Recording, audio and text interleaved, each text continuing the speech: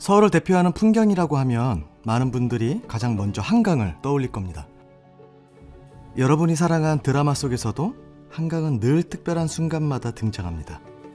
친구들과 웃으며 피크닉을 즐기는 오후, 연인들의 마음이 가까워지는 밤, 이렇게 서울의 낭만을 가장 선명하게 보여주는 풍경으로 말이죠.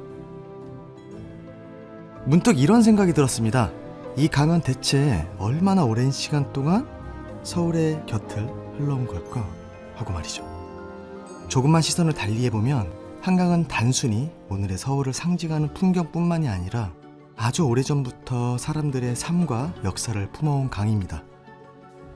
오늘 수천 년의 시간이 겹겹이 쌓인 거대한 유산의 무대, 한강을 따라 걸으며 미처 몰랐던 아주 오래된 이야기들을 전해드리려 합니다.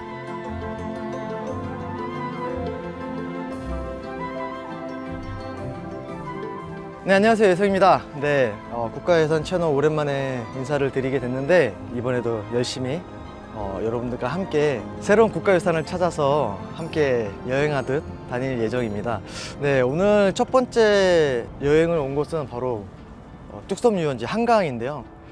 사실 한강이 없었으면 서울이 수도가 되지 못했을 거예요. 사실 항상 강을 끼고 있어야 도시가 발전한다는 얘기가 있듯이, 그리고 그거 아세요 여러분? 강의 폭 보이시죠? 지금 이 거리감 보이세요? 이 폭이 가장 넓은 강 중에 하나가 바로 한강이라고 합니다.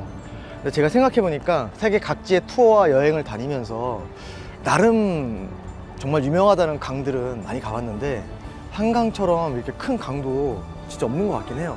이렇게 또 큰 강이 있기 때문에 서울이 이렇게 급속도로 발전하지 않았을까. 이렇게 서울 시민들이 유유자적 쉬면서 저마다의 추억을 쌓아가는 뚝섬 유원지. 그런데 이 뚝섬이 알고 보니 우리 부모님 세대, 아니 할아버지? 아니 증조 할아버지 때도 강바람을 쐬러 왔던 곳이라고 합니다. 1930년대 당시 드넓은 모래사장이 펼쳐져 있던 이곳 뚝섬에는 수영장과 정원, 각종 운동기구, 그리고 낚시할 수 있는 연못까지 갖춘 그야말로 지상 낙원이 만들어집니다. 그렇게 탄생한 뚝섬 유원지는 오랫동안 서울 시민들의 대표적인 여름 피서지였죠.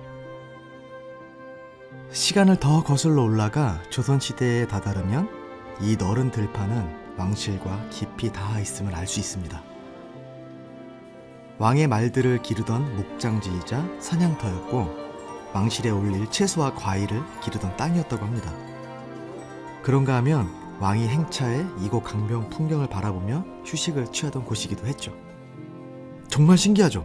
세월이 흐르면서 모래사장은 사라지고 풍경 또한 달라졌지만 이렇게 한강에서 쉬고 우리들이 이렇게 놀고 있고 하는 이 모든 시간만큼은 시대와 세대를 막론하고 모두의 행복이자 추억이라는 사실이요. 이야, 역시 한강하면 떠오르는 또 다른 상징적인 풍경이 있습니다. 바로 강 위를 잇는 수많은 다리들과 물길 사이사이에 떠있는 섬들 말이죠. 한강에 놓인 다리가 혹시 여러분들 몇 개인지 아세요? 정말 깜짝 놀랐습니다. 저는 한 10개? 15개 이렇게 생각을 했는데 무려 32개나 된다고 합니다. 모르셨죠? 아무도 못 맞췄죠? 그만큼 서울이라는 도시는 이 강을 수없이 건너고 이어붙이며 성장해 왔습니다. 예로부터 한강은 강 폭이 워낙 넓다 보니 남과 북을 오가는 일 자체가 쉽지 않았다고 합니다. 조선시대 종조 임금 시기의 기록을 보면요, 수십 척의 배를 늘어놓은 뒤 배 위에 널빤지를 깔아서 사람이 건너갈 수 있는 배다리를 잠깐 만들었다가 해체하는 식으로 겨우겨우 강을 건너곤 했다고 합니다. 그랬던 한강 위에 다리들이 하나둘씩 생기면서 오늘날의 강남이 개발이 되었고, 그렇게 한강을 중심으로 한 대도시 서울이 발전을 하게 된 겁니다. 자, 그럼 처음 놓은 다리는 과연 무엇이었을까? 우리가 KTX 같은 기차를 타고 서울역과 용산역을 오갈 때 달리는 다리인데요, 바로 한강철교입니다. 철로 만든 트러스와 그 사이로 달리는 기차 풍경이 참 느낌이 있잖아요. 그 소리도 그렇고. 무려 1900년 고종 황제 시절에 완공된 한강철교는 우리나라 최초의 철도인 경인선의 탄생과 그 역사를 같이 하고 있습니다. 그러다 17년 뒤인 1917년 사람과 우마차, 자동차가 건널 수 있는 최초의 다리인 한강 인도교, 지금의 한강대교가 만들어집니다. 비로소 사람의 발걸음으로도 강의 북쪽과 남쪽을 오갈 수 있는 다리가 탄생을 한 거죠. 뭔가 1917년 하니까 뭔가 묘하네요. 100년도 훨씬 더 넘은 거잖아요.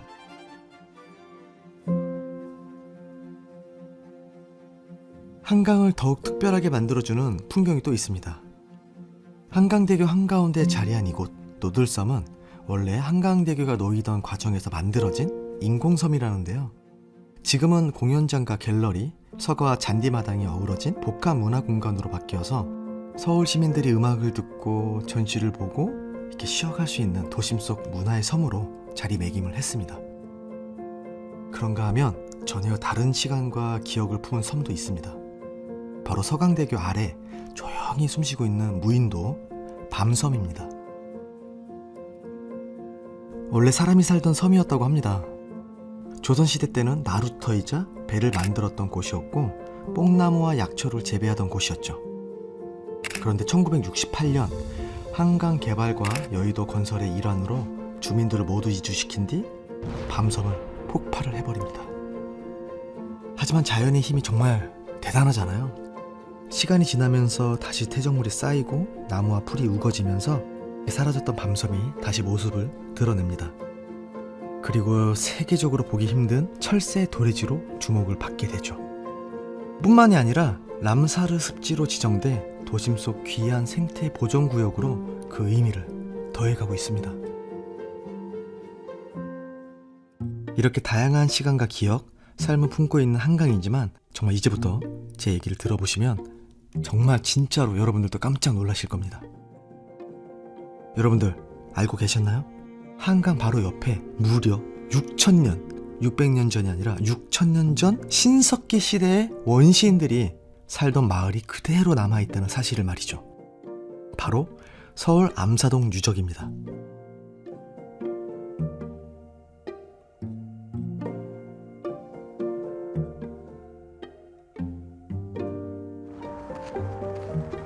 내가 죽기 전에 구석기, 신석기, 그때 시절에 살았던 인간의 모습을 볼 수 있을까? 이런 생각도 좀 해봤었거든요. 이 한강 근처에 여러분들도 아마 모르셨을 거예요. 근데 그때 살았던 흔적들, 그때 썼던 토기들, 이런 유물들이 이 한강 근처에서 발견이 됐었다고 해요. 이 유적이 세상에 처음 알려진 계기가 참 극적입니다.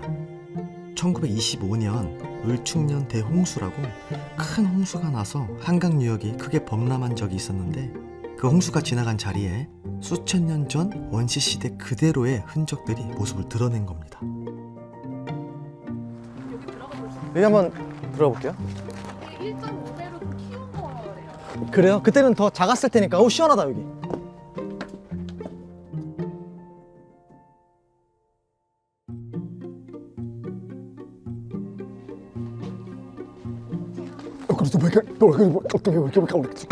이런 얘기를 했었겠죠?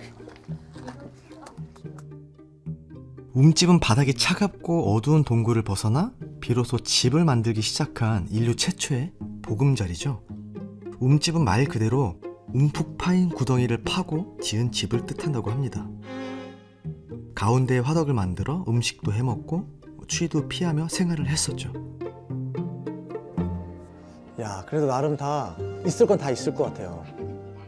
안에서 불을 피우지만 까치구멍이라고 해서 환기가 다 될 수 있게끔 만들었고, 나는 밖에서 음식은 해먹을 줄 알았는데 이 안에서 다 이 의식주가 가능했었던 것 같아요. 와, 6,000년 전인데도 정말 있을 건 다 있었네. 이야, 시원하니까 냉방 시설도 되어 있는 것 같고 좋아.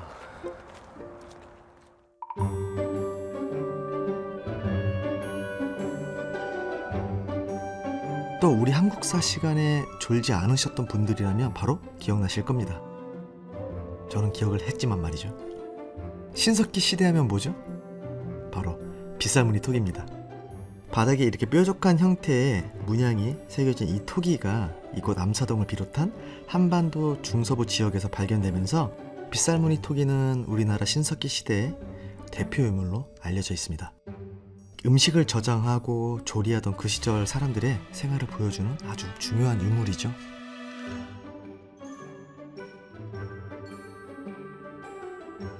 당시 이곳 집터에서는 빗살무늬 토기뿐만이 아니라 신석기 시대의 농경이 시작되었음을 알려주는 갈돌과 갈판, 그리고 화살촉과 그물추 같은 사냥과 고기잡이를 했었다는 흔적들도 대량 발굴되었다고 합니다. 저 토대를 저렇게 만드는구나. 화장실은 어딨지? 사실 저쪽 아니 이 사람들 썼던 화장실. 나 아까 화장실 갔다 왔는데 왜? 이 좋네. 사람들 화장실 어딨지? 근데 저쪽. 너무 무명화돼. 하도 궁금해서 제가 이렇게 한번 따로 찾아봤거든요. 야, 그랬더니 신석기 시대 때 무려 공중 화장실이 있었다고 합니다. 스코틀랜드의 한 신석기 유적에서 배수구로 통하는 움푹한 벽 구멍이 발견이 되었는데 그게 모두가 함께 사용하는 공중 화장실의 흔적이라고 추정을 하고 있다고 합니다. 뭐 옛날에는 사람의 배설물을 이렇게 모아다가 비료로 만들었었잖아요. 신석기 시대도 농경사회였기 때문에 비료를 구하려면 이런 공중 화장실들이 필요했던 거죠. 마침 신석기 사람들은 사냥을 어떻게 했을까 체험하는 프로그램이 있어서 바로 참여해 보았습니다. 네, 일단 저희가 체험을 진행하고 있는 거는 선사시대 사냥 방식 두 가지가 있는데 이렇게 투창기를 이용해서 창을 던지는 방식이 있는데요.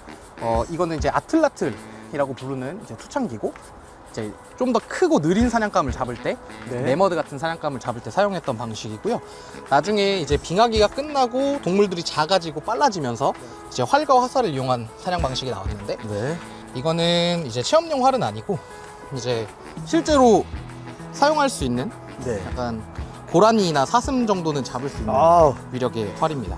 근데 아마 당기는 게 아주 쉽지는 않으실 텐데 그래도 아, 하실 수 있으면 그 정도는 뭐. 네, 이걸로 한번 해보겠습니다. 네. 잠시만요. 네, 상태로 네, 당겼다가 와. 재밌다. 활밖에 없나? 창 같은 거 없어요? 이렇게 잡고 여기 뒤에 이렇게 고리가 있거든요. 네네네.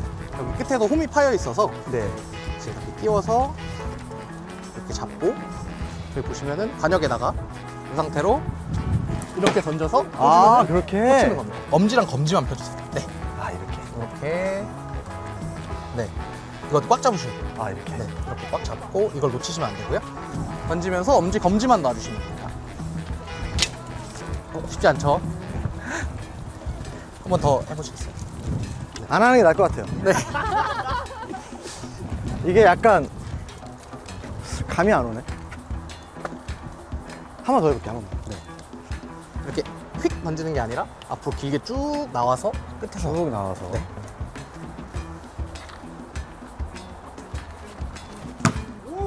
와우! 이렇게? 네, 살짝 알았다. 살짝 알겠다. 알겠습니다. 재밌다.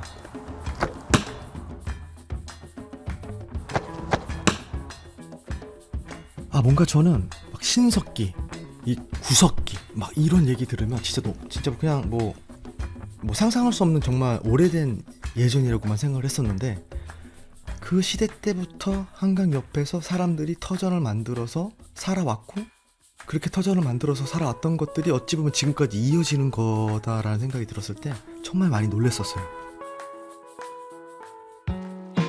한강의 유유한 물줄기를 따라가다 보면 어느새 삼국시대 백제의 흔적을 마주하게 됩니다.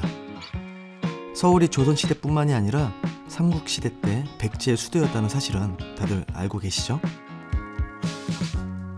그 흔적들이 바로 한강 근처 우리의 삶 속에 여전히 살아 숨쉬고 있었는데요. 저도 이번에 정말 여러 가지를 처음 알았습니다. 얼마 전 여기서 슈퍼주니어가 콘서트를 했었는데 바로 그 올림픽 공원 말이죠.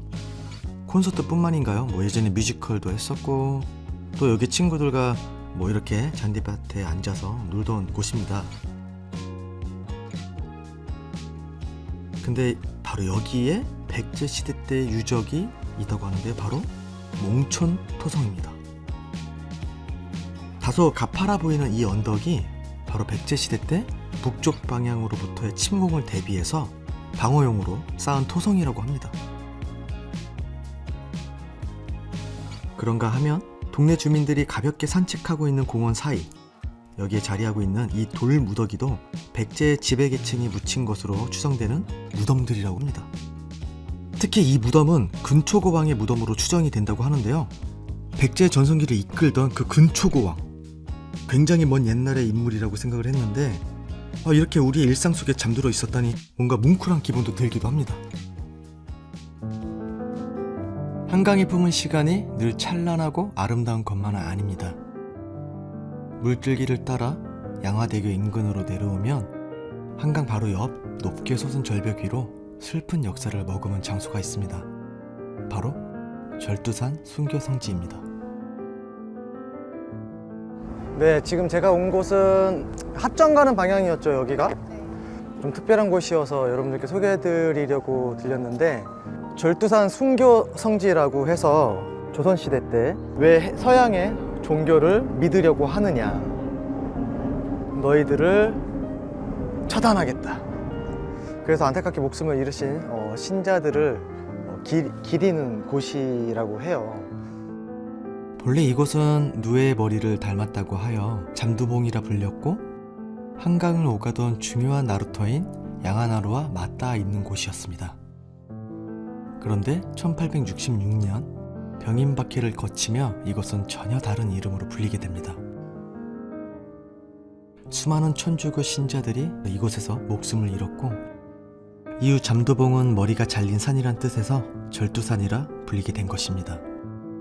이토록 아름다운 강변의 봉우리가 비극의 이름으로 기억되게 된 셈이죠. 그 봉우리엔 지금 우리나라 1세대 건축가인 이희태의 건축과 함께 성지 순례와 묵상을 통해 그 아픈 역사를 되새기는 공간이 마련되어 있습니다.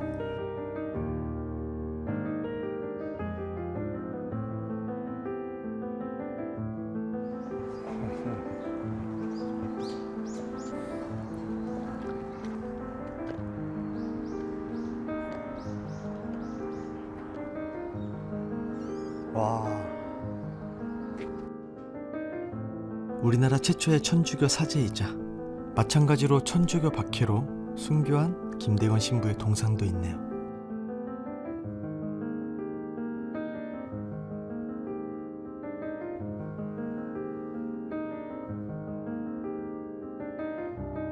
천주교 박해가 이루어지던 조선시대 말, 그 시대의 공기가 더욱 짙게 드리워진 비석 하나가 서 있습니다. 바로 흥선대원군 시기에 세워진 척화비입니다. 양이침범, 비전즉화, 주화매국. 서양 세력이 침범해 오는데 싸우지 않으면 화친하는 것이고, 화친을 주장하는 것은 나라를 파는 일이다. 그러니까 이것은 단지 한 종교의 순교 현장일 뿐만이 아니라 당시 조선이 외부 세계를 밀어내려 했던 시대적 불안과 두려움, 그 속에서 희생된 이들의 고통이 한데 겹쳐진 비극의 현장인 것입니다.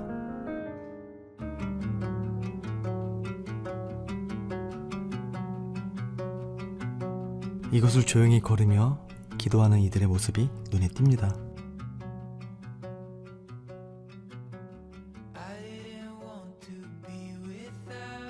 한강이 한눈에 내려다 보이는 풍경은 뭔가 이토록 평화로운데, 이 봉우리 위에서 죽음을 앞둔 이들에게 한강 풍경은 과연 어떤 모습이었을까요? 근데 오히려 뭔가 그렇게 털어내려고 오시는 사람도 있을 것 같은데, 천주교 신자분들 중에서는.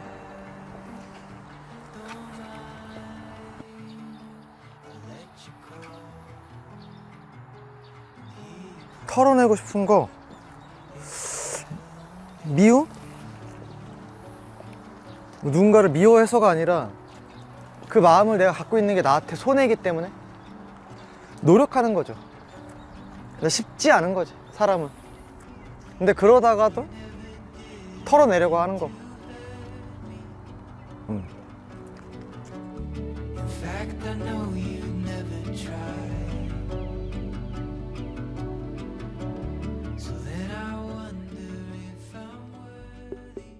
어느덧 밤이 되었네요.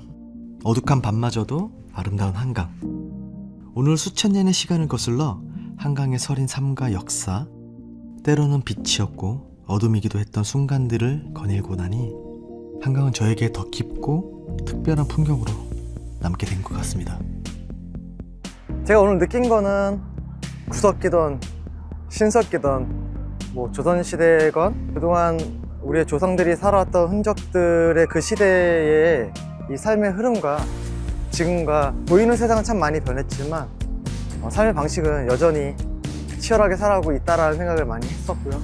오늘도 치열하게 사신 여러분들 고생 정말 많이 하셨고 앞으로 저희와 함께 좋은 여행 떠나시면서 이 시간만큼은 행복을 느끼실 수 있는 시간이 되셨으면 좋겠습니다. 다음 시간에 또 만나도록 하겠습니다. 그럼 오늘 좋은 밤 보내세요.